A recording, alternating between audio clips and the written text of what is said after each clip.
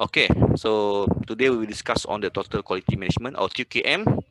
Okay, jadi kebanyakan sebab kita dah belajar all of this apa tu teori X, teori Y, teori Z.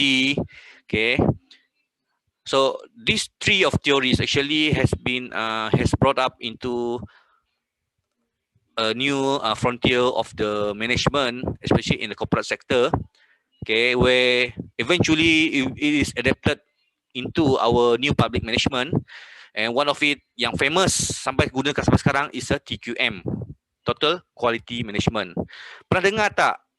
Kalau masa awak kecil dulu, awak pernah tengok tak signboard Q besar-besar dekat pejabat kerajaan? Q. Pernah tengok tak simbol Q? Si pernah. Kita orang tu biar benar tu orang tu si pernah gambar ya. Benar. Ya aku. Dia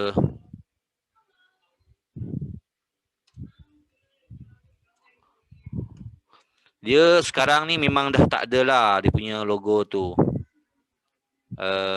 Saya pun dah tak tengok lagi lah. Saya ingat masa awal tahun 2000 dulu lah sekali saya tengok benda tu. Hari quality apa semua tu.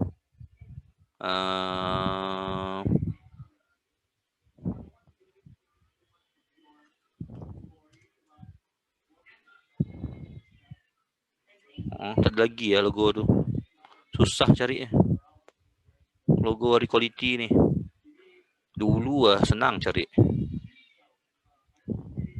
Ya, tengok tak. Ada.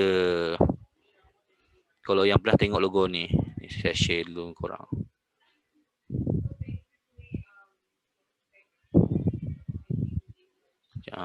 Mana tengok ni.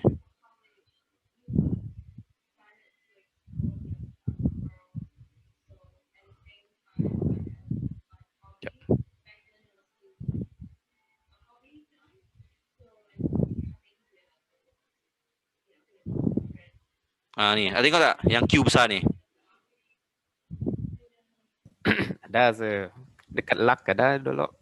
Yes. Magai. Yes. This is hari quality. Inilah dia TQM zaman dulu. Siapa yang perlu teringat dulu kalau pergi pejabat kerajaan, pergi ke hospital, pejabat pejabat sekolah tahun 2000 dulu. 2004, 2006 awak pergi sekolah kan? Awak nampak tak logo ni kat sekolah awak? Besar-besar dekat bilik guru. Ataupun awak pergi ke pejabat kerajaan apa semua tu, inilah dia hari quality. This is TQM actually. TQM. Pada masa itu TQM ni memang sangat ditekankan.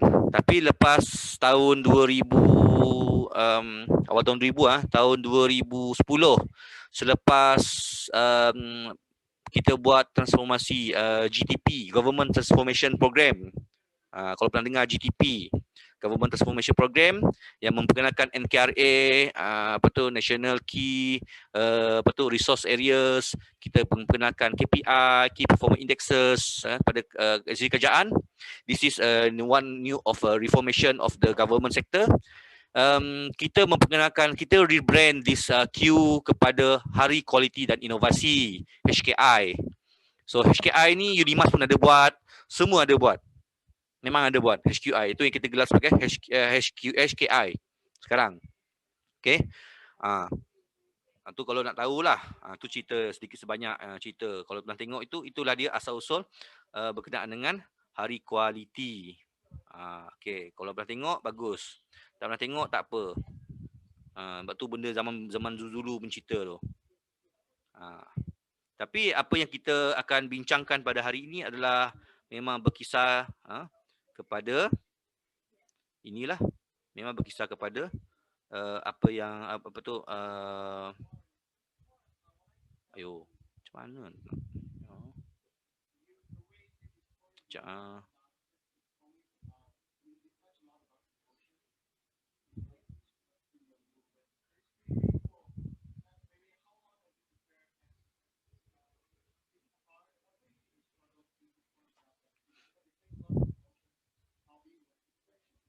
dia pendrive ni salah betul lah, pendrive lama dah.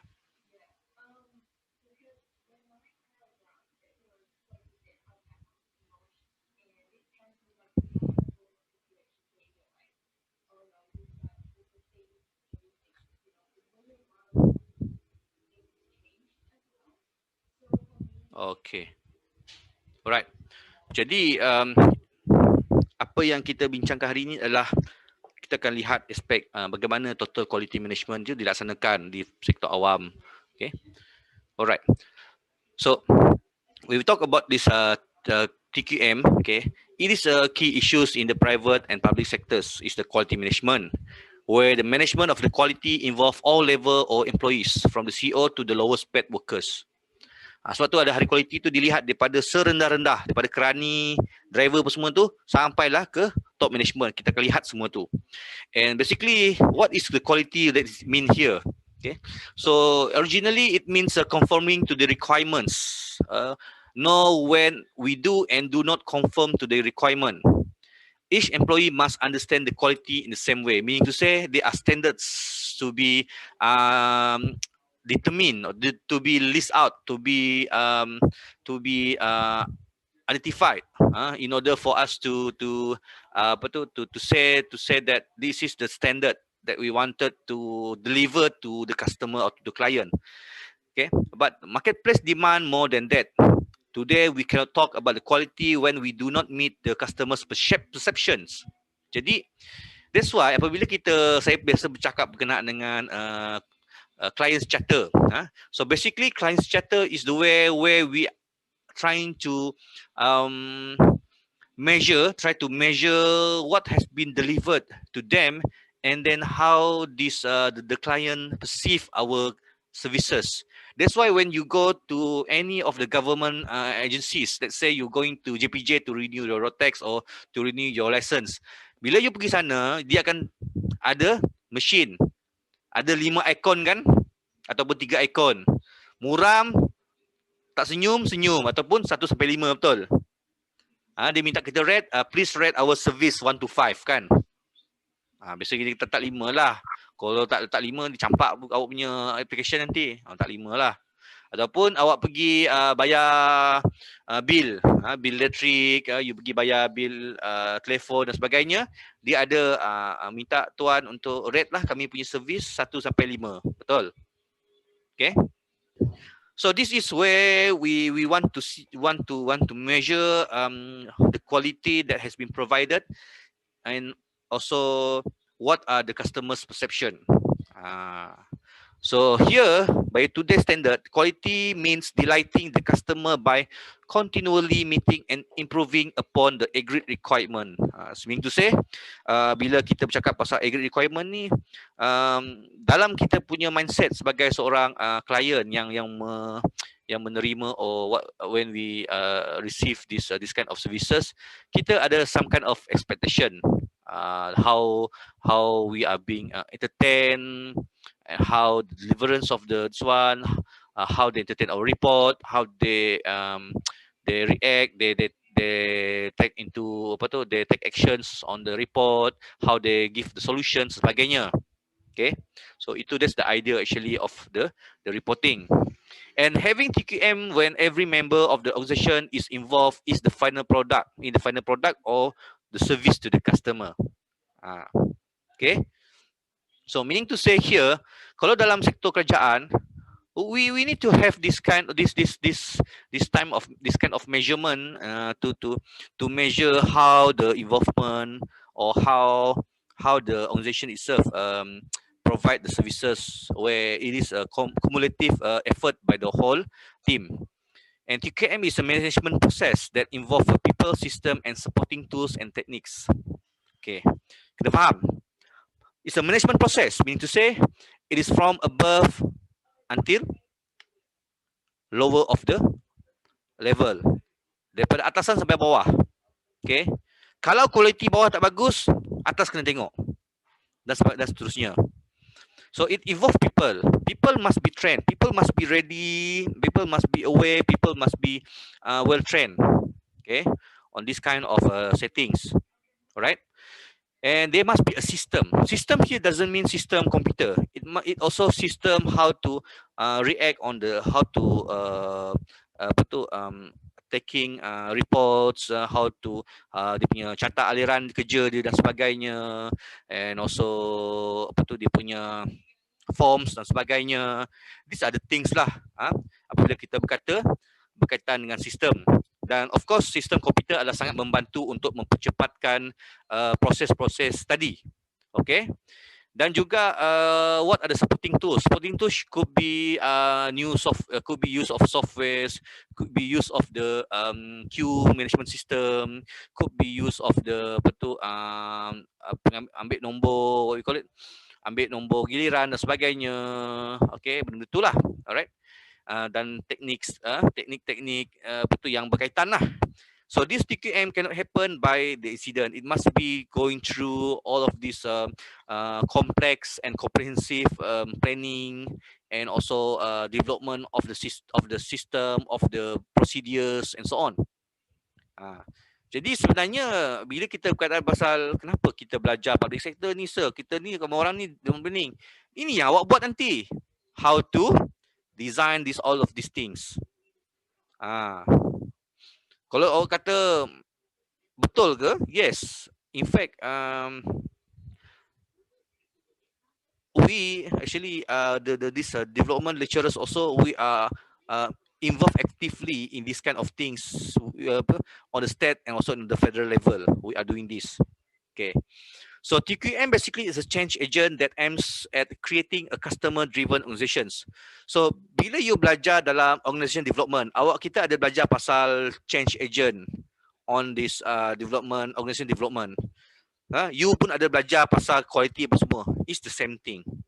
Cuma dalam organization development, ianya more into the corporate.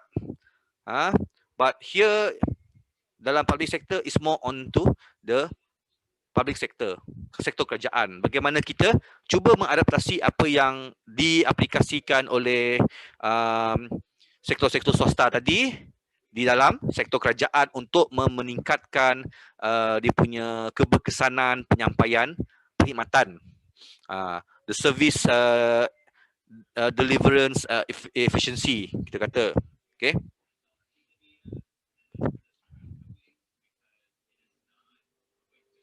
Okay, jadi the evolvement of the QKM basically it evolved because the customer itself, it is demanded by the customer.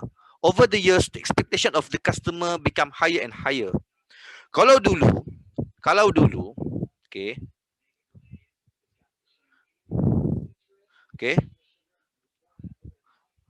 kalau dulu kita kata nak buat IC, contoh saya kata kita kata proses buat IC lah. Awak nak pergi buat IC, awak dah umur 12 tahun. Buat IC. Pada zaman tahun 90-an dulu, pada zaman saya dulu, ianya mengambil masa sehingga 6 bulan sehingga kami dapat IC yang laminate. Maksudnya 6 bulan tu saya bawa IC besar A4 sementara. Bawa pergi jalan, tak dompet lipat. Kalau koyak sotep, ataupun buat fotokopi, cop balai polis.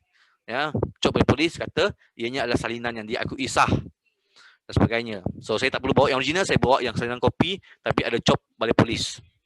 Itu cerita dulu Mengambil masa 6 hingga 9 bulan. Saya ambil masa 6 bulan sebab rumah saya dengan Sepertiga tak jauh, dekat sangat. Naik bas dulu, nombor 12 sampai, tak jauh. Okay. Kemudian over the time when apabila sistem baru diaplikasikan, kemudian pejabat-pejabat kerajaan semakin mudah dan sebagainya, so ianya dipendekkan kepada 3 bulan. Dan saya percaya sekarang ia mengambil masa. Berapa lama awak buat IC masa umur 12 tahun dulu? Awak semua nak dapat IC sekeping yang hari. Setengah hari? Setengah hari? Sebulan. Sebulan lah kan. Setengah hari terkejut saya.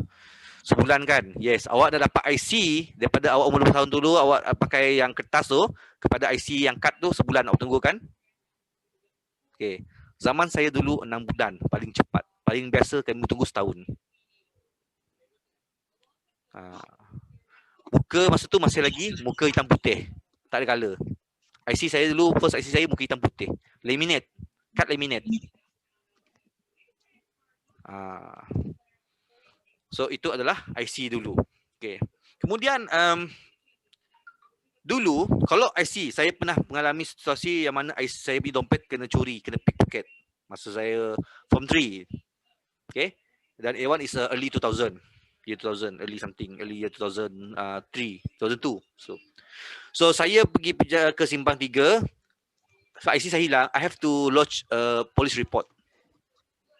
I have to lodge a police report first. Bila police report dah keluar, masa tu police report bukannya macam sekarang komputer typewriter. Tap. Lepas tu mereka fotostatkan. Mereka chop lagi salinan laporan balai polis sekian. Saya dengan abang saya pun dia bawa saya pergi ke balai Simpang 3. Bila sampai Simpang 3, saya kena tunjuk, saya kata saya nak buat IC baru, IC saya hilang, dompet saya kena pickpocket. So saya tunjuk salinan polis. So saya perlu di-interview oleh pegawai dulu. Kat mana, bila, apa semua. Lepas tu okey, buat bayar denda RM10. Oh ingat dulu tak bayar denda, dulu bayar denda. Dompet kena curi pun awak bayar denda. Dah lah duit hilang, bayar denda lagi RM10. Lepas tu barulah saya diberi IC salinan. IC apa? Yang temporary yang TF4 tu. IC saya hanya siap 3 months after. Sebab ianya penggantian IC yang hilang. So 3 bulan kemudian baru saya dapat IC baru. 3 bulan 3 bulan. So all micin. Dulu macam mana. Dan hanya boleh buat IC dekat Simpang 3, tak boleh buat tempat lain. Pukul 8.30 dah kat sana, tutup pukul 4. Kaunter tutup pukul 4. So you have to be there and you have to spend about half a day at the this one to just in order for you to have a replacement of your IC. Okay. So itulah keadaan dulu. Kalau kita kata macam mana, itulah keadaan dulu. Okay. So over the time, expectation semakin meningkat. Kita kata, kenapa buat IC ni kena tunggu 6 bulan? Kena tunggu 9 bulan. Benda tu cuma, this kind of thing, boleh digital dan sebagainya. Bila demand, okay, bila people started to question the efficiency of the government services, then the government have to take into consideration, have to improve themselves. So, dia reduce time. Until now, if you want to have an IC, believe me, it only takes you about 1 or 2 weeks only just to get an IC. If you are it is a new application, okay, 1 week or 2 weeks the most. Or if you want to renew your IC or replace your IC, it takes you only about half an hour. And you can go anywhere, either you go to Simpang 3 or you can go to UTC. UTC lagi best, sampai Sabtu Ahad pun boleh buat. So this kind of services, actually, this is what the people wants. They deem to have the government shall give good services as far as the corporate service. So the moment apabila government transformation program pada tahun 2010, it started in 2010. And the establishment of the UTC in year 2014, 2012, 2014. Okay, in Sarawak 2014 kita dah start UTC. It really changed the whole thing, the whole government services, where it gave the perception of the people where the government is quite efficient, it is fast, and it is reliable. Beza tau, beza.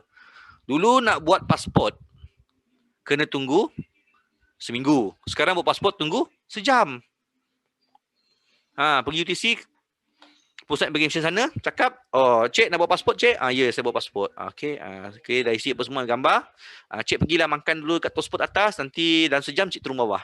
Pasport cik dah siap. That's it. Very simple. Dulu seminggu. Sekarang sehari, sejam je siap. Okay. So this is where we trying to accommodate the client's needs. Macam produk jugalah. Customers are no longer willing to accept things that can go wrong with the product. They want something perfect. They want something complete. They want something fast. For services, they want something fast. Fast action. So Going Japanese product. Ni kita cerita lagi pasal Jepun. Minta maaf banyaklah. Cuma saya nak cakap bahawa how good is Japanese punya culture because they put their life and their soul onto their product. So meaning to say, their pride, their ego, is their dignity is put upon the product. If their product fails, dia orang tak ada maruah. They rather to kill themselves, suicide themselves. Betapa orang Jepun sangat mementingkan kualiti suatu barang. So people go for Japanese product and forget patriotism like British is best or American first. Because of what? Because of the reliability.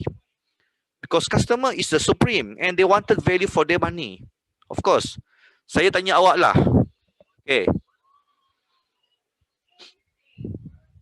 Antara Proton dengan Toyota, kalau awak dah kerja nanti, okay, awak dah kerja, gaji awak dalam 3 to 4K, okay, awak boleh dah nak beli kereta harga 70,000, 80,000 macam tu. Which one do you go? Japanese or Malaysian product? Japanese. Yeah. Japanese. Kenapa? Japanese. Kenapa? Jangan sebutlah, oh sir sebab logo Honda senang dapat awet sir. Tak, jangan sebut tu lah. Quality. Kenapa awak cakap dia berkualiti? Kenapa awak cakap teknologi dia lebih canggih? Tapi kenapa awak cakap dia berkualiti dan teknologi dia lebih canggih? Kenapa? Sebab mereka dah mereka dah macam maju lah daripada segi teknologi. Ya. So ramai lagi orang yang expect benda yang lebih bagus lagi daripada country Japan. Yes, betul. Tapi kenapa awak rasa macam tu? Saya tanya kenapa awak rasa? Sebab sikap mereka lebih rajin dan No, I mean do you have any experience saying that Japanese product are better than local product? I mean your own experience. I mean macam mana awak rasa bahawa produk Jepun ni bagus? Kenapa? Apa yang menyebabkan awak rasa? Apa sebab dia? Mesti awak ada pengalaman ke? Awak dengar cerita orang ke? Apa depan mata dah tengok ke? Dengar cerita orang tengok orang yang pernah pakai produk Jepun lah. Okay. So meaning to say this kind of things they came from Expectation. This kind of things I mean Yes, kamera terbuka. they come from they are from these people. I mean this dia datang daripada testimoni. Yes, itu yang saya sebut, testimoni orang, betul tak? Betul. So awak bayangkan bila cakap pasal produk Malaysia, sorry to say lah, Proto, Pro 2. Except for Myvi lah. Awak cakap Myvi bagus sir. So apa? Lamborghini kalah. Saya pagi-pagi tengok ada video Myvi lawan Lamborghini tak apa foto Myvi tu, saya kata okey lah. Myvi lain lah. Myvi is an exception lah. Okay. Bila awak bercakap pasal produk Malaysia, what comes to your mind? Especially cars lah. Let's say kereta lah. Sebab kereta ni saya rasa lelaki perempuan semua ada pengalaman bawa kereta kan. What comes to your mind first? Dia tak tahan lasak. Dia tak tahan lasak. Yes. Lagi? Apa lagi? Harga berpatutan, sir. Okay, harga berpatutan. Yelah, harga berpatutan lah. But I mean, perception lah. Saya katakan perception lah. Lagi about the service center dia, macam mana awak hantar kereta dia service ke apa ke. Barang dia macam mana, tahan lama ke, senang rosak ke.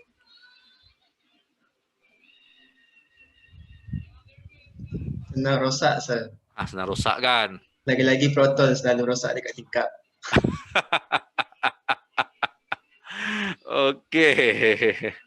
Jadi itu saya sendiri kalau nak cakap pasal Proton pun, I mean, kita tak dapat lari daripada pengalaman menggunakan Proton or Pro 2 sebagai our first car.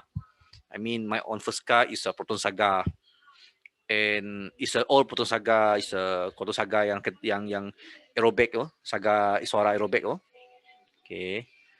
You know what happened is although the cars always not to say it's a breakdown, but small things, benda-benda yang pecah, brittle, ini pemegang pintu patah, tingkap jatuh, tapi at least dia jalan lah sampai sekarang. Kereta masih kat KL lah kereta saya tu. Adik saya masih pakai sampai sekarang. It more than 10 years already kereta tu. Tapi of course pengalaman kita sendiri bila pakai kereta Proton, pengalaman awak cakap pakai tingkap rosak, yes, lagi macam-macam benda yang pelik-pelik lah, rosak dan sebagainya. Tapi kenapa benda ni tak datang pada kereta Jepun? Kenapa benda ni tak nampak pun kat kereta Jepun? Kenapa rasanya?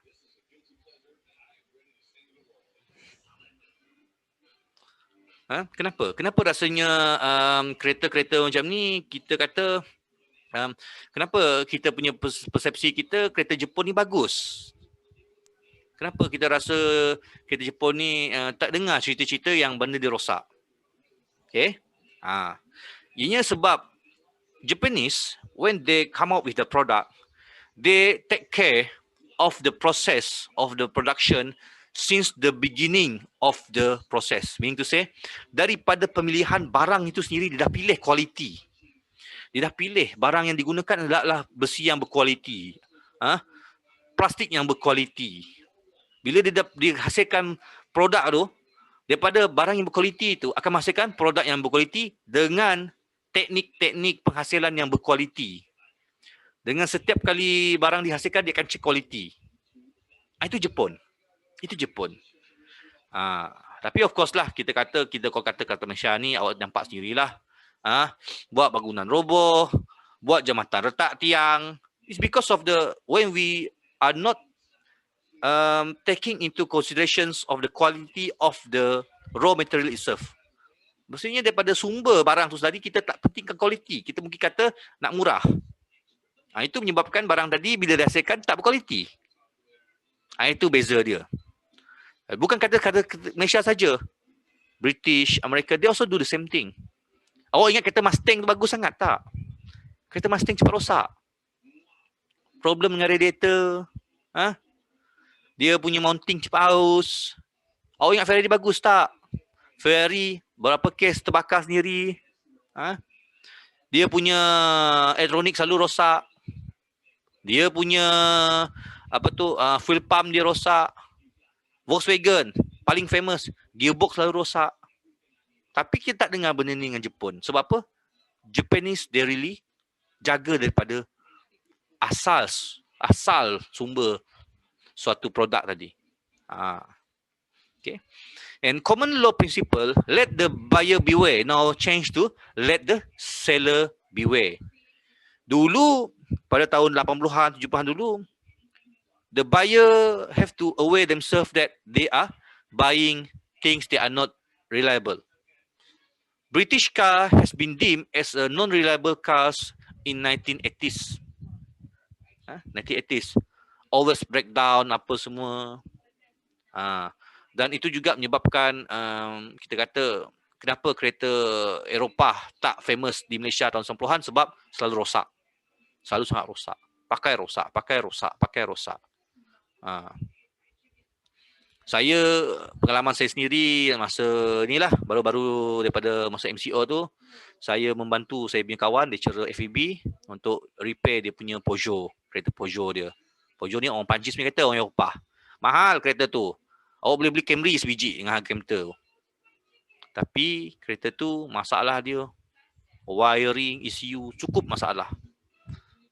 Sampai saya punya kawan saya mekanik tu, dia boleh kata apa? Dia rasa ada hantu dalam kereta ni. Ada semandin dalam kereta tu. Malah yang rosak. Itu okey yang rosak. Ada semandin kali. Tapi yalah, susah. Sampai kata apa? Beli kereta Jepun lah, senang repair. This kind of perception lah. Bila even mekanik pun cakap, beli kereta Jepun lah, senang repair. Tahan-tahan. Kereta Malaysia boleh, barang murah. Itu je. Barang murah. Of course, Pro 2 is different lah because most of them are Japanese punya product. Cuma tukar logo. But still, Japanese punya produk itu memang kita kata sebagai suatu produk yang elok lah. Okay. So here we say that customer organization support customer and government makes the law that favor to the customer. And even now you look into how the government itself really protective towards the customer. Ada akta KDP dan HCP, akta penipuan dan apa semua, barang online pula awak boleh lindung lagi pembeli barang online dan sebagainya. So benda-benda ni adalah benda sangat positif lah kita kata. Sangat positif. Okay. Alright, ada soalan tak berkenaan dengan tu? Ulung tadi.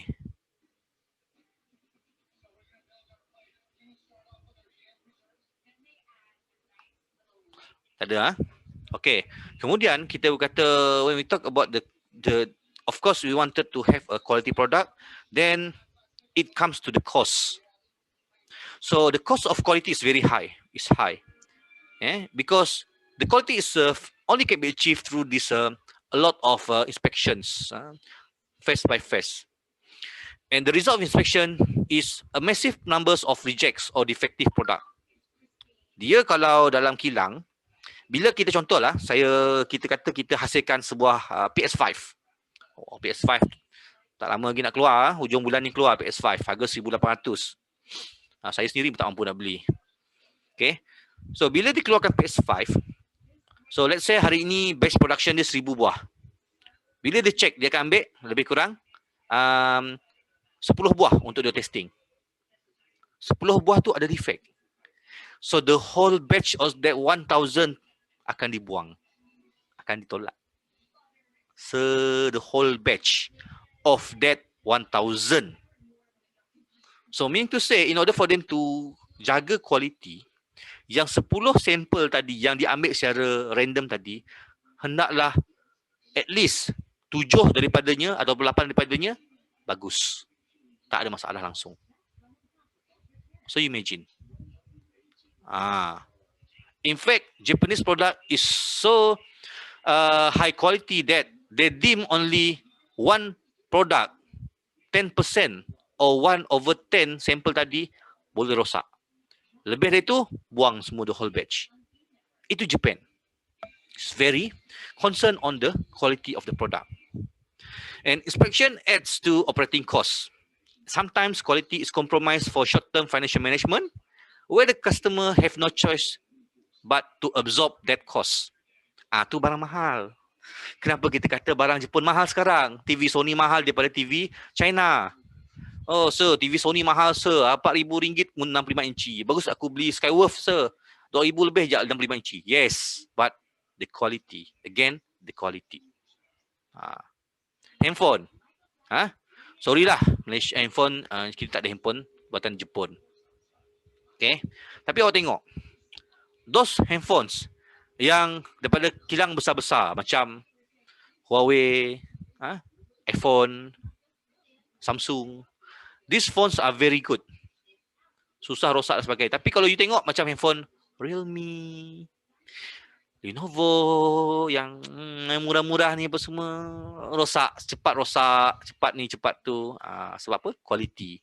Barang tadi mungkin pakai barang yang second grade daripada yang barang mahal tadi, first grade. Then the Japanese come with the preventive measures where the idea is to make it right for the first time. The quality is no longer expensive. Kenapa? Saya cakap tadi lah. Sumber tadi pun kita dah kata benda tu mesti dari quality. There is no bad components, there is no need for inspection, rejection and rework. Jadi dijaga daripada awal produk tadi, besinya macam mana,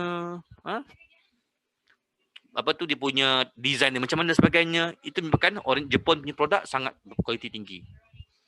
Dan ada sebuah tahun lepas, saya paksa cakap banyak pasal kereta sebab when we talk about Japan, apa yang awak dapat fikirkan adalah kereta dan barang elektronik dia. These two things are very good. Very good. So apabila saya nak bercakap berkenaan dia punya contoh, Memang tak ada lain, kita kata pasal kereta. Sebab TQM ni datang daripada Toyota. Toyota yang buat. So awak memang tak ada choice, awak dengar cerita kereta pada pasal TQM ni sampai habis. Dengarlah cerita pasal kereta. Okay. Pada tahun 2018, Fuji Heavy Industry adalah pemilik kepada brand Subaru. Pernah dengar? Subaru Impreza, Subaru BRZ dan sebagainya. Disebabkan oleh kualiti besi. Besi saja. Kualiti besi yang dikatakan bahan kimianya tidak mematuhi standard.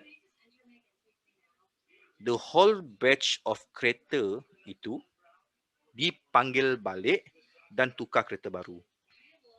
The whole batch. Pada tarikh production yang gunakan besi itu tadi untuk dia buat bodi kereta. Ditarik balik dan tukar kereta baru. That's Japanese quality for you. Kira Proton buat tak benda tu? Proton buat tak benda tu rasanya? Ada dapat jawab tak? Awak rasa Proton buat tak benda tu? Tak. Okey. Saya kan, awak tahulah kalau pernah dengar di sini awak cakap, Sazizo ni memang minat kereta apa semua. Dia bercakap pasal kereta, dia the host master. Okey. Proton ada masalah dengan X70. Proton ada masalah dengan X70. Iaitu, ianya ni adalah dalaman, sumber dalaman tapi tersebar jugalah. Iaitu absorber X70 berbunyi. Bunyi dia apa? Kalau bawa kereta bunyi kluk kluk kluk kluk kluk. Macam tu bunyi dia. Untuk model CKD tahun 2020, Proton mengalami masalah defect pada absorber depan kiri kanan. Kerana ianya dikeluarkan oleh supplier Malaysia. Supplier dia nama brand dia APM. Okay, Malaysia punya brand. Tapi Proton tak buat recall untuk tukar absorber. Dia senyap-senyap tukar absorber tu masa orang hantar servis. Tukar kepada absorber daripada jenama Geely yang brand asal Proton. Tukar senyap. Dia tak bagi tahu. Sebab apa? Dia tak nak benda ni buka cerita dekat luar. Tapi kami tahu. Saya pergi Proton, saya tengok dulu absorber bawah. Ini apa brand? Geely ke APM? APM tak nak tengok. Macam tu. Okay. Tapi mereka tak bagi tahu. Mereka the problem with Malaysia or most of the countries is they don't want to admit they are doing wrong and doing this recall apa semua. Unlike Japanese they willingly to admit their fault. That makes Japan kita rasa mereka bagus kerana mereka bertanggungjawab. Kalau kita kata pasal defect ni bukan hanya pada Malaysia saja. Ford pada tahun 2016 telah disaman di US dan di Europe kerana gearbox Ford Fiesta dan Ford Focus mudah rosak. Tapi mereka tak nak mengaku bahawa mereka punya design engineering dia salah buat. Tapi mereka salahkan customer, kata awak tak pandai bawa kereta, kereta ni kena bawa berhati-hati apa semua. Suka hati akulah nak bawa kereta macam mana. Dia salahkan cuaca, dia salahkan itu ini apa semua. Menyebabkan persepsi masyarakat pengguna terhadap kereta Ford semakin jatuh. Semakin jatuh. So itulah sebenarnya yang berlaku. Okay. Kerana mereka tak menjaga kualiti dari awal.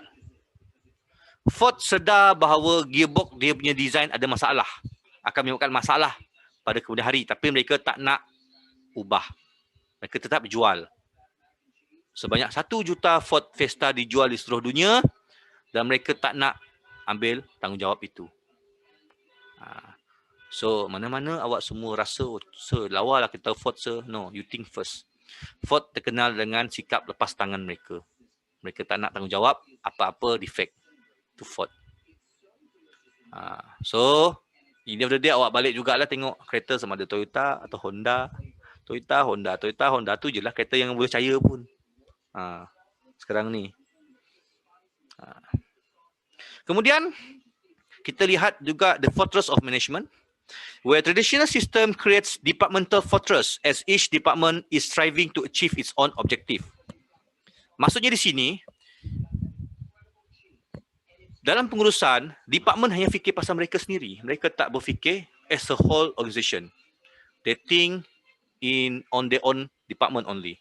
Ataupun paling mudah kalau dalam bahasa yang selalu kami pakai, working in silo. Bekerja dalam silo, working on silo. So this is divisive as department competing with each other instead of collaborating. It's supposed to be they collaborate to each other where they carried the same ideas of the quality carried from the first until the end of the services. Itu yang penting sebenarnya. So the fortress is creating barriers to communicate across the organization where miscommunication will make more and more problem in terms of the quality. Semakin banyak benda-benda ini, semakin banyak halangan-halangan ini yang terhasil, okay, semakin suanlah kita kata. Ni apa ni? Awak baca saya.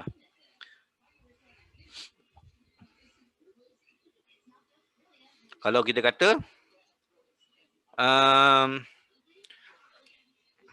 inilah Elazar cakap saya company China dah ambil alih X50 jadi A70 jadi more favorable. Yes, it is more favorable. Itulah. So apa?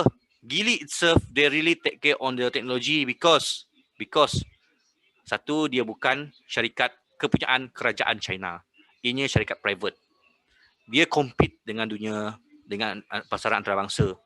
Dan syarikat Geely sebenarnya adalah dikatakan sebagai the fastest growing automobile company in the world. The fastest. Kau bayangkan, the fastest. So bila cakap the fastest ni, fahamlah. Maksudnya, kenapa dia jadi the fastest? Sebab orang dah yakin dengan dia punya kualiti. Padahal, Geely dahulu, dia orang masa mula-mula keluarkan kereta dia, first kereta dia adalah daripada dia macam kereta kancil dia buat. Macam kereta kancil lah. Buruknya na'udzubillah.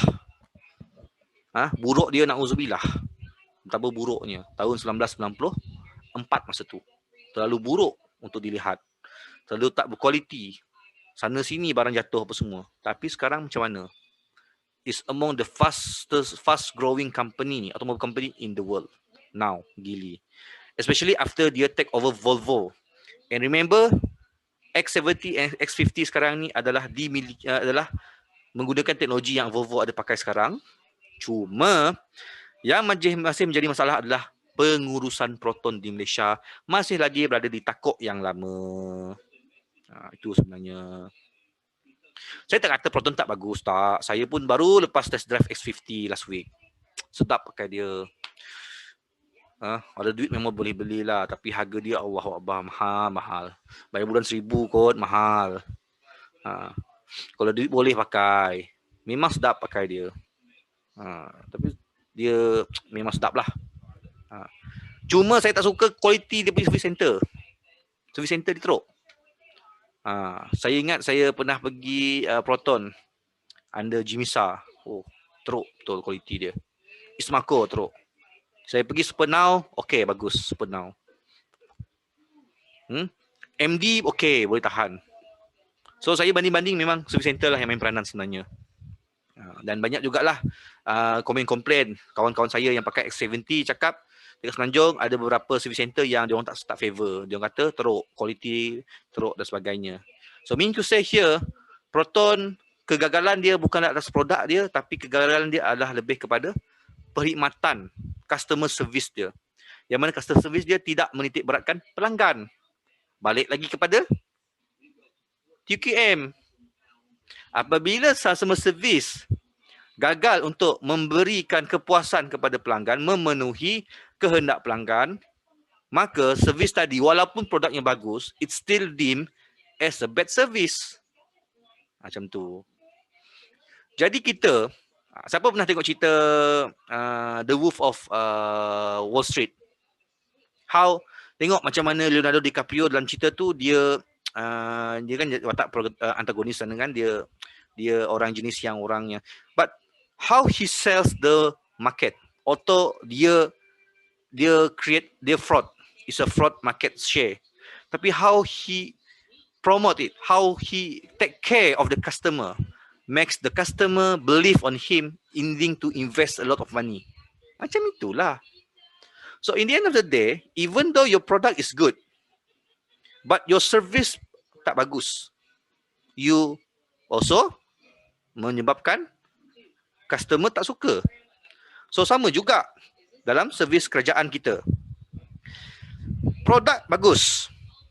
Let's say, the idea of polisi kerajaan sekarang, the idea of giving this bantuan masa COVID tu bagus.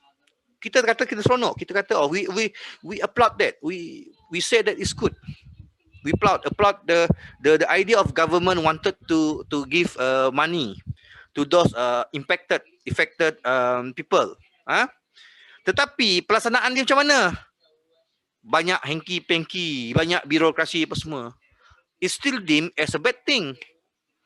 Macam contoh yang BKSS, bantuan BKSS, Sarawakku Sayang. Bantuan Kewangan Sarawakku Sayang, BKSS, yang dikata dibagi duit dengan orang-orang yang B40, people complain because of the deliverance of the bantuan. People really need it. Ada ibu tunggal minta apa semua, macam-macam minta. So susah. Nak minta surat cerai lah, inilah itulah. Susah dan menyusahkan. Menyebabkan orang rasa, macam tak jujur lah kerajaan negeri Sarawak nak tolong. Nampak? Macam tak jujur. Lepas tu ada lagi tambah, ketua kampung Pengulu jenis pilih kasih. Oh, mentang-mentang lah yang minta tu mak janda cantik, tolong. Habis aku ni ibu tunggal anak 6 orang, tak dapat tolong. Ada, saya dengar kes tu. Saya dengar kes ni. Saya dengar, saya rasa macam, aduh. These are the things lah. These are the things yang menyebabkan the deliverance of the government services being looked down. Ketua kampung buat hal, kadang-kadang ni, contoh satu lagi. Saya sendiri pergi minta tolong, saya tolong satu orang keluarga muaklaf ni untuk dapatkan bantuan Baitul Mal. Kita kata cuba minta untuk buat bantuan untuk buat bisnes apa semualah, bisnes kekecilan lah. Minta duit Baitul Mal. Kan Baitul Mal banyak duit.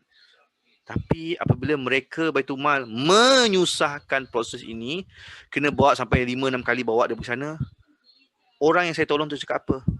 Siapa dah dek? Kali bukan rezeki kami juga mau dapat duit dari Baitul Mal apa semua. Benda-benda macam ni lah yang menyebabkan orang-orang kita rasa tawar hati untuk rasa macam kerajaan sebenarnya tak serius untuk membantu sebenarnya.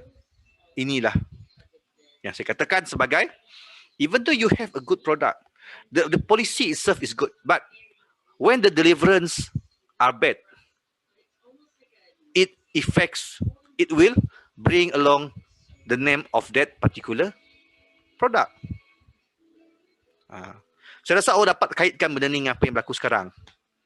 Okay? Yang minta KWSP, yang susah-susah ni kata apa salahnya keluarkan KWSP 10,000 one off, biarlah orang-orang ni boleh buat bisnes, buka kedai, kat gerai ke apa ke, jual online ke. Tapi tak boleh. Tak boleh. Padahal kita dah menyimpan, mencarum dalam EPF berlama-lamanya, tapi duit tu cuma dapat ditengok je, kata nanti masa tua tak dapat duit ni. Masalahnya sekarang ni, kalau tak dapat duit, mati dulu, tak sempat tua. Macam tu lah. These are the things. What the government have to think about their service deliverance to the people. Bila rakyat dah rasa muak, itu menyebabkan rakyat tak nak kerajaan. Tukar. Jangan salahkan pembangkang, tapi salahkan diri sendiri kenapa gagal untuk memberi perkhidmatan yang terbaik kepada rakyat. Dan of course, salah satu barah-barah yang perlu diatasi adalah the public sector itself. Pegawai-pegawai yang melaksanakan dasar-dasar tadi. Sekiranya pegawai-pegawai tadi dilihat tidak mampu untuk memberikan perkhidmatan ataupun memberikan untuk melaksanakan dasar dengan baik, maka tukarkanlah pegawai tersebut dengan orang yang lebih mampu. Itu sebenarnya. Boleh faham Tu 2KM tadi. Okay, and of course, 2KM, achieving zero defect. So quality initiative must be based on the elimination of error or zero defect, but still need more to achieve top quality. And still need to reduce variation and stimulate the innovation, something like that. Ia dapat juga dilihat bagaimana kita lihat dalam sektor awam kita sendiri. Zero defect can be zero error.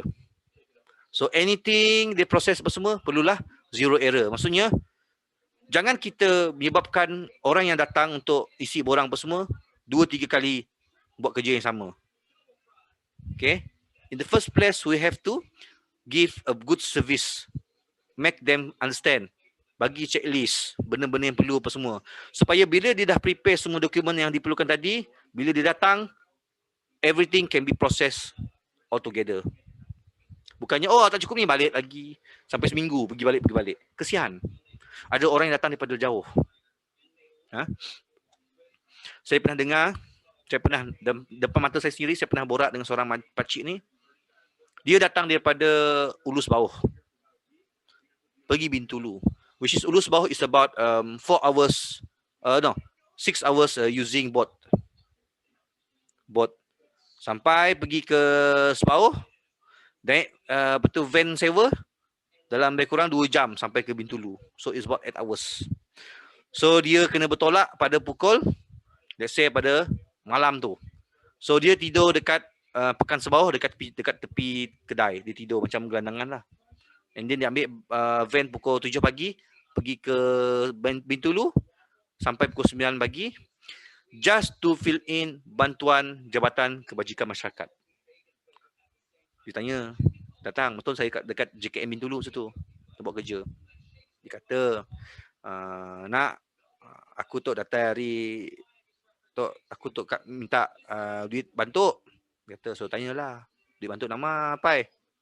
Tok ya, dia cakap, tok lah, dia nak minta duit bantu apa semua. So bila saya tengok, okay, tok lah, pergi ke ni kan, saya kata pergilah jumpa ni apa semua. So dia pergi, barang lupa, ada barang tertinggal apa semua, dia tak tahu, dia tak dimaklumkan, dia cuma datang bawa IC saja dengan buku akaun. Dia tak diberitahu bahawa apabila dia boleh minta bantuan, so bini dia sakit, dia kena bawa rekod bahawa bini sakit, dia kena dapat ke hospital apa semua. So dia keluar. Saya tanya macam mana? Dia kata dia tak ada ni apa semua. Dan dia kata dia cuma ada duit RM30 untuk dia balik saja, sebab dia ingat dia boleh dapat duit terus. Ini satu lagi, dia tak dimaklumkan bahawa macam mana bantuan tu tadi, adakah secara cash beri terus ataupun bank in. Dia tak diberitahu. Dia tak tahu berapa. Pakcik ni umur 60 lebih, orang kampung. Duit RM30 dalam dompet. Dan dia nak balik ke Ulus Bawah lagi, dia kena tunggu van seterusnya petang, yang mana dia kena tidur semalam dekat Sebauh. The next morning dia baru naik boat pergi ke kampung dia. Nampak? Kesian. Saya bagilah duit sikit dengan dia. Lepas tu saya kata saya bagi duit sikit apa semua. Kata saya belilah makanan. Saya kata tunggu. So dia kata van pergi ke Sebawah dalam pukul 2 petang. So saya pergi kedai, saya belilah beras sikit apa semua bagi dia. Pakcik bawa balik lah. Ni duit sikit, pakai belanja apa semua. Harap cukup lah saya kata. Lepas tu dokumen tu saya beritahu, saya tulis list semua yang perlu. Saya maklumkan sini, minta perhatian tu. Saya cakap di sini, saya tulis list pergi. So minta bantuan. Okay. Minta bantuan dia. Saya tolong macam tu.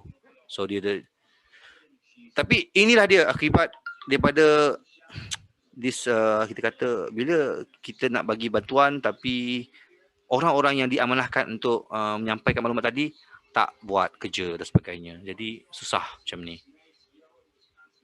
So itu yang berlaku sebenarnya, sebenar-benarnya. Okay.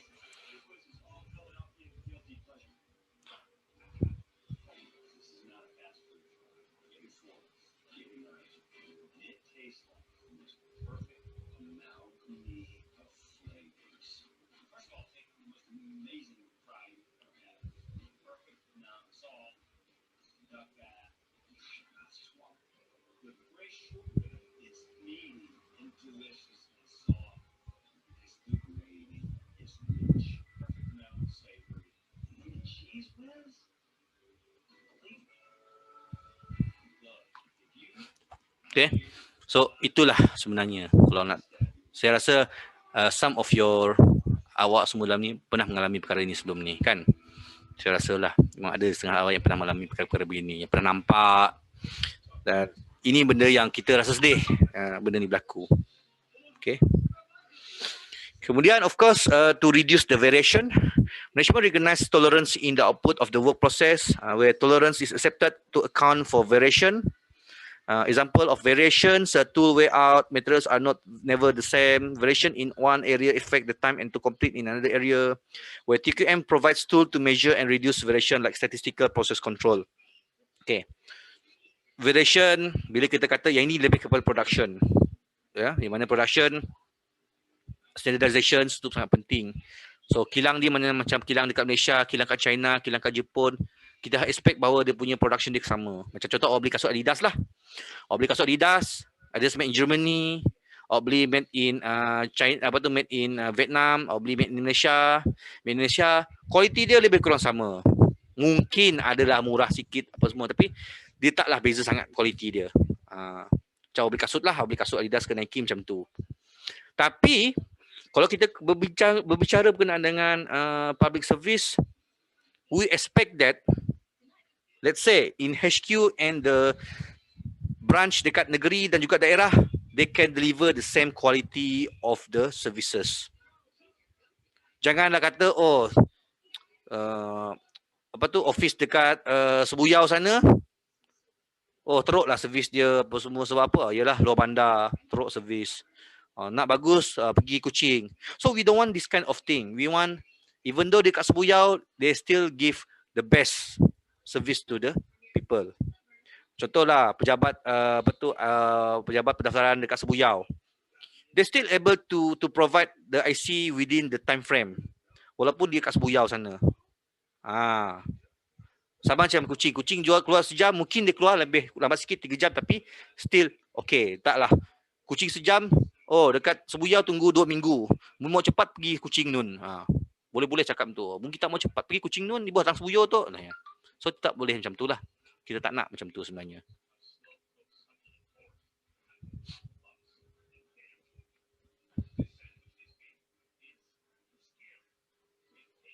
Okay. So itulah yang kalau nak faham lah punya tu. Dan of course innovation, utilizing the potential of people. Toyota, tengok nampak Toyota tu di sini. Jangan kata saya yang cakap pasal kereta saja. Ni Prof Spencer yang buat ni pun pasal cakap pasal Toyota. Toyota for instance has claimed to have received more than 1 million ideas from the people. In camera manufacturing, the Japanese never invented any one element in the process of photography, but their cameras dominate the market. Why? Because of thousands of little innovation that has improved the quality of the camera. Jadi untuk berjaya tak semestinya kita membuat suatu benda yang baru, tapi kita kena inovatif untuk improve suatu perkara jadi lebih baik. Jadi itulah yang kita lihat bagaimana sektor awam tu sepatutnya dengan wujudnya KIK, Kumpulan Inovasi dan Kreatif, yang mana dilihat mampu memberi inovasi kepada pengurusan dan pentadbiran sektor awam tu sendiri. Dengan inovasi-inovasi pengurusan dan pentadbiran yang mampu memberikan daya saing kepada sektor awam tu sendiri. Ini adalah benda-benda yang boleh diterapkan lah. So dalam kerjaan kita sekarang ni kita ada KIK, Kumpulan Inovasi dan Kreatif. Saya dulu masa saya kerja Madi, saya ni antara orang yang aktif buat KIK. Bila masuk Unimas, saya malas. Malas betul nak buat KIK. So saya bukan pentadbiran lah. Of course saya bukan pentadbiran lah. Tapi untuk pengajaran pun, lecturer pun kami ada juga pengajaran secara what we call it is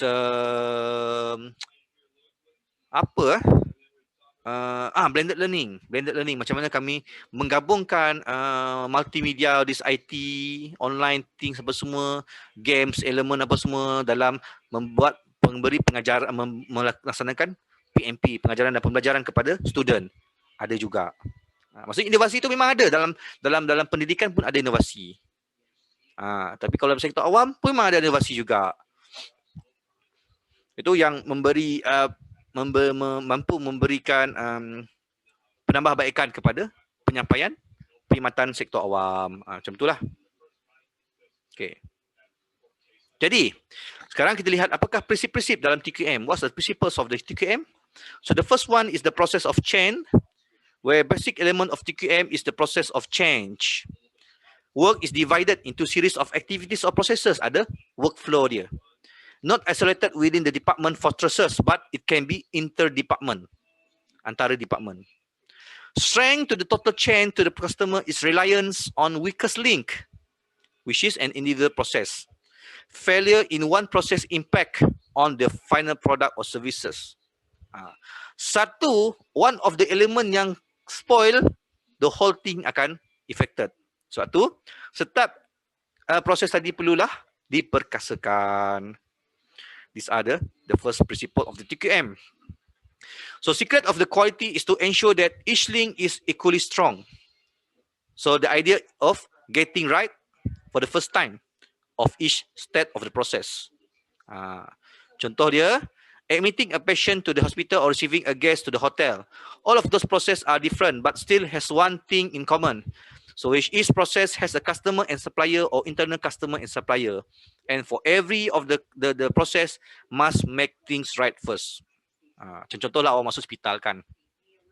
Masuk hospital, first dia akan bagi awak masuk emergency contoh. Okey, tengok masuk dalam triage dulu. Teruk tak teruk? Okey, customer ni tak teruk sangat, hijau. So, bila hijau, nunggulah 2-3 jam.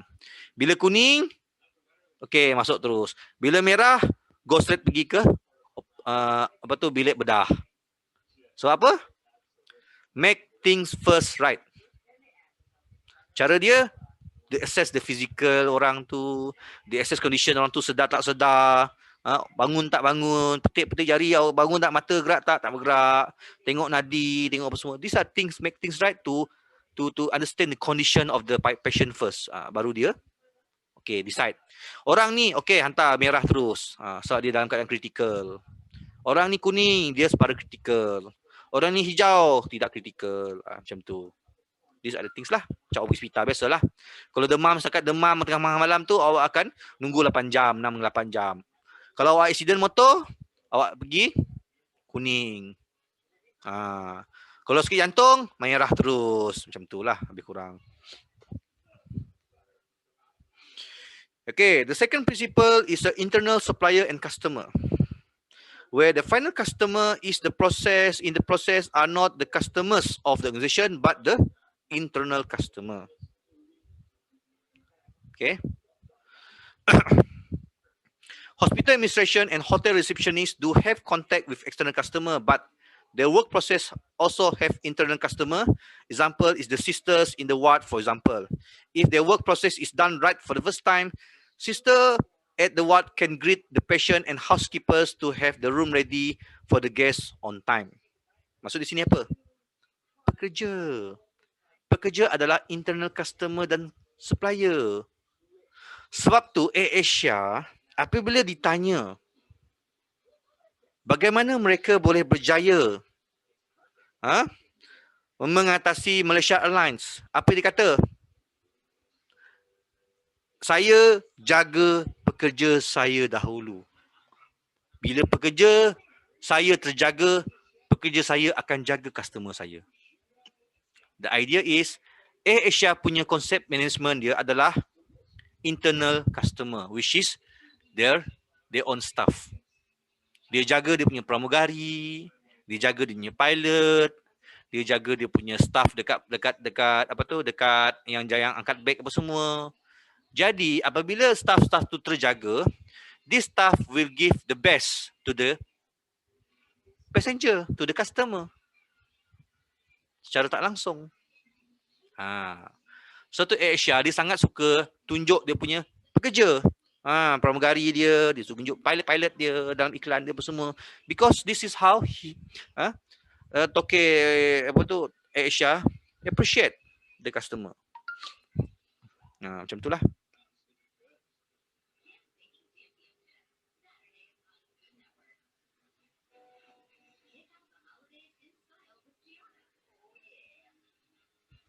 So faham Ada faham macam mana?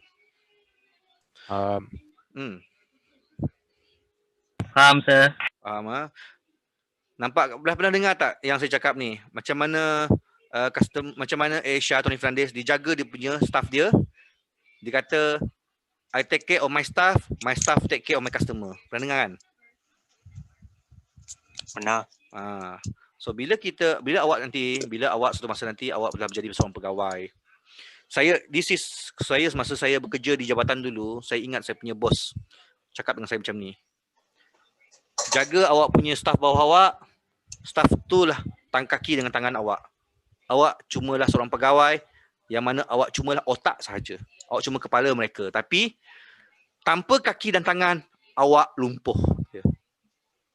Ingat tu. Apabila kita jadi pegawai suatu masa nanti, awak contohlah, tak kisahlah awak jadi pegawai polis ke, pegawai kerajaan, pegawai ke, cikgu ke apa semua kan, awak kena ingat. Jaga staff awak. Jaga staff awak. Kerana staff kita adalah tunjang kita. Staff kita adalah kaki dan tangan kita. Kerana kerja kita hanya berfikir, kita adalah kepala saja. Kepala tanpa kaki dan tangan akan kebulur. Awak tak boleh makan. Awak tak boleh bergerak. Nothing. Tapi kaki dengan tangan tanpa kepala akan tak ada hala tuju.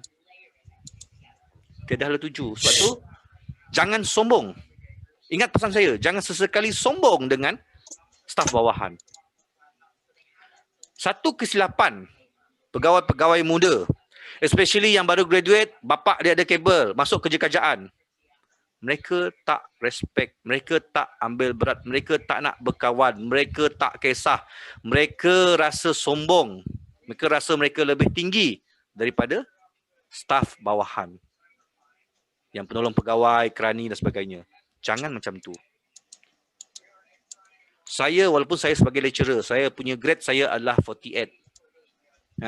Kalau dalam kerjaan, saya adalah ketua pegawai. Saya tak bersikap sombong dengan staf-staf kerani kita. Jangan. Kerana mereka itulah tunjang kami. Mereka itulah yang melaksanakan banyak kerja-kerja kami. Kena faham. Sebab tu, anda sebagai student pun kena faham. Walaupun anda dikatakan sebagai customer kami, klien kami, tetapi respect kepada mereka itu sangat penting kerana mereka inilah orang-orang yang memungkinkan masalah awak diselesaikan. Respect them. Jangan rasa dia kerani, dia tu tak ada apa-apa. Jangan. Kerana inilah dalam kerajaan kami pegawai are nothing. We are nothing without our staff. Tu kena ingat.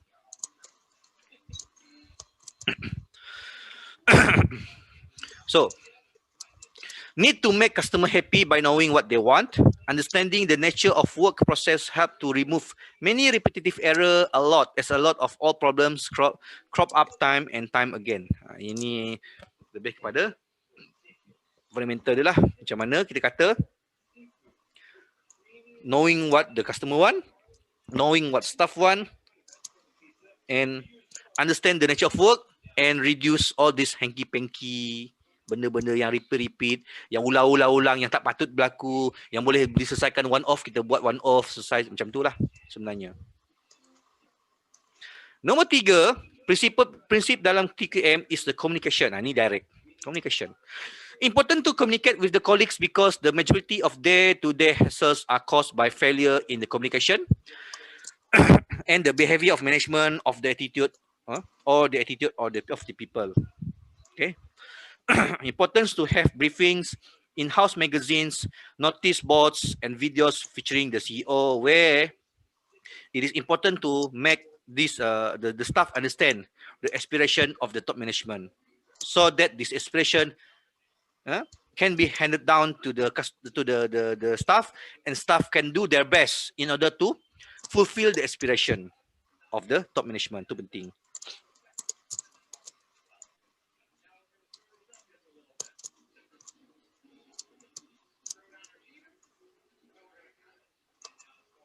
Okay.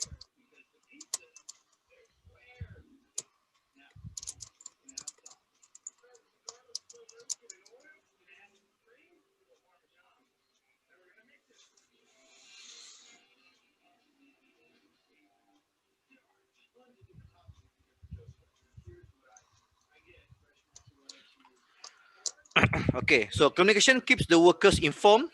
TQM involves changing the traditional communications culture by changing the behavior of the management.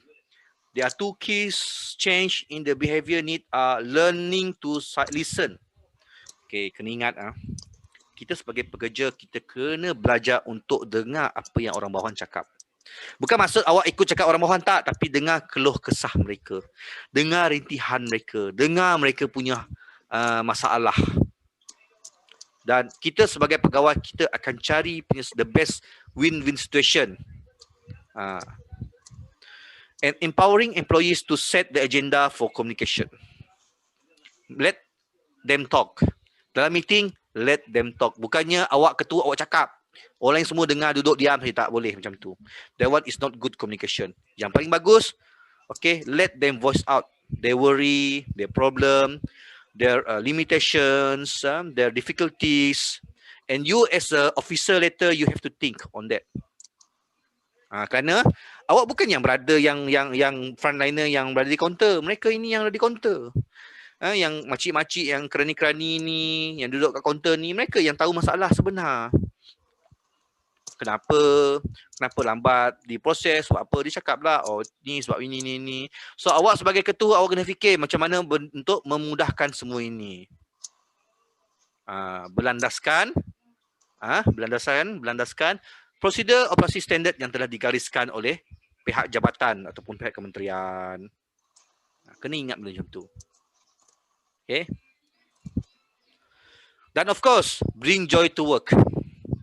Management is obsessed with numeric measurements of the people, and the objective management set often create anxiety and fear in the organizations. People are powerless to influence the overall result, for most of the problems encountered are caused by the system, not the people.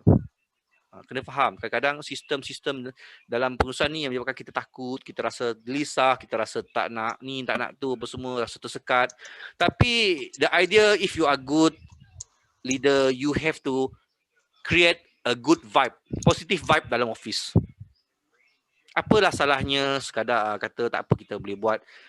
You know, this kind of thing buat saya sebenarnya, terus terang saya cakap, saya agak rindu dengan jabatan saya dulu, sebab saya di jabatan dulu, for every Friday kami akan buat doa selamat, kami ada buat makan-makan, just to communicate dengan bos. Where masa makan tu kami boleh duduk sebelah bos, sebelah pengarah, kita boleh cakap banyak-banyak benda, dia boleh tanya, kita boleh cakap secara informal.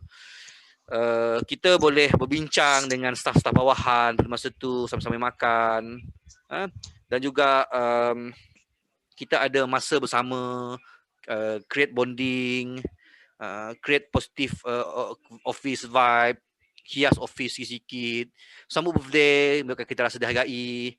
Bila saya ingat saya berjaya selesaikan one of the project besar, saya of course ada ni ada duit lebih project kan.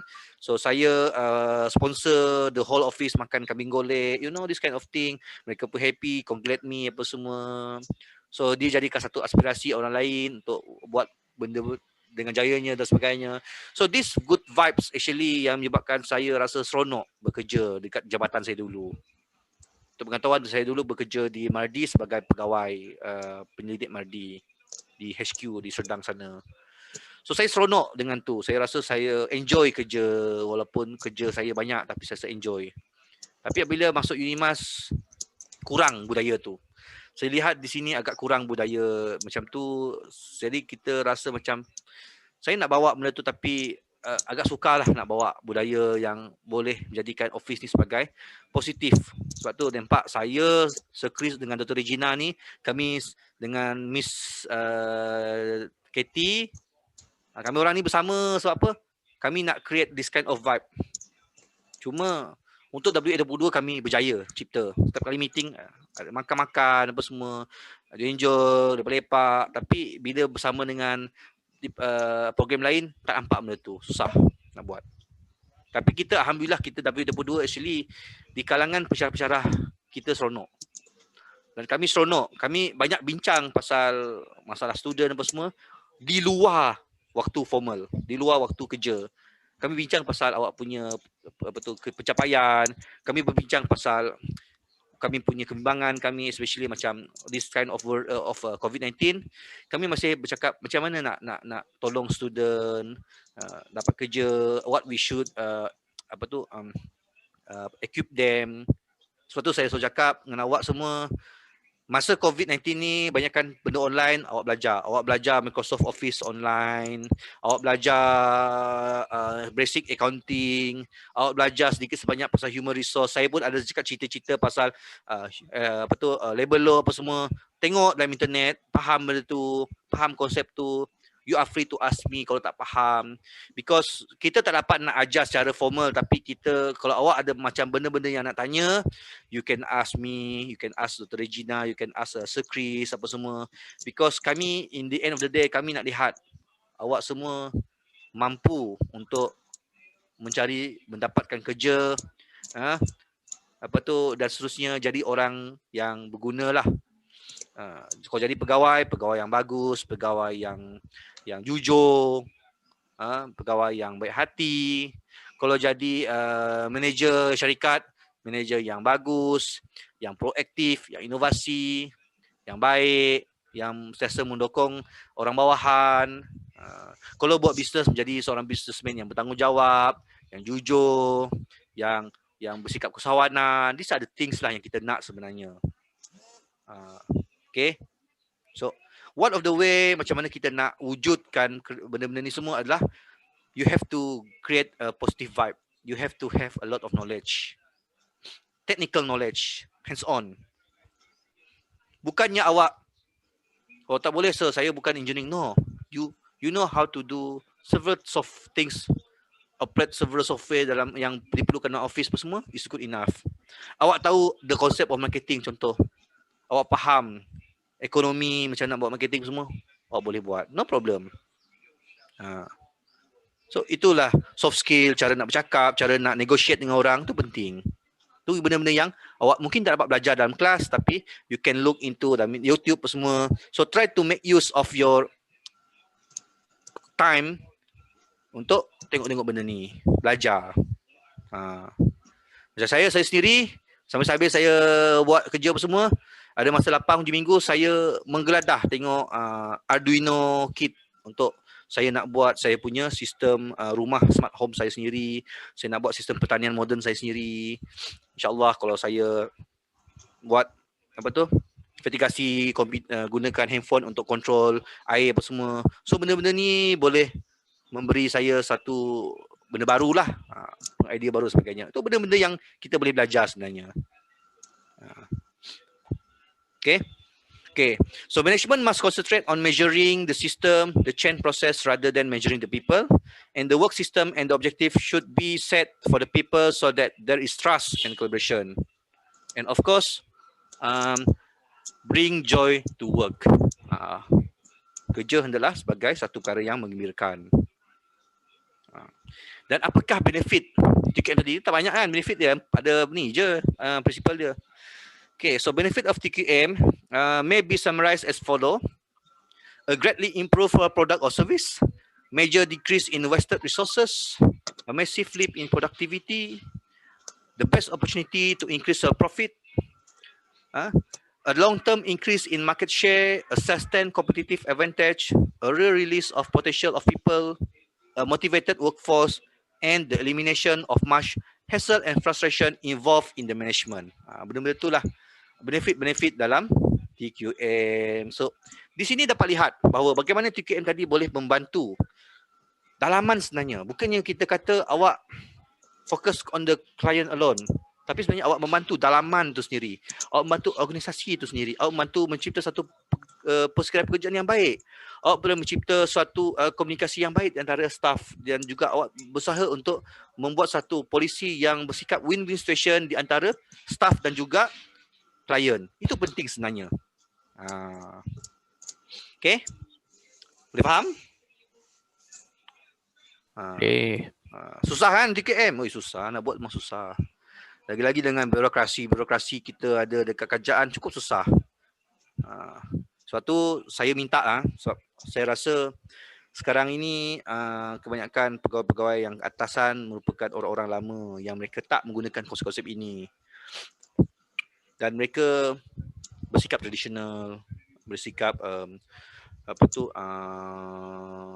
agak konservatif. Jadi saya minta lah, saya tutup minta lah, harap apabila anda masa bekerja nanti, anda mampu untuk, anda semualah, you all semua mampu trying to adapt all of this and trying to create a positive work environment. You have to listen the voice of your staff. You have to be proactive and innovative. You have to be very cooperative and supportive dengan junior staff.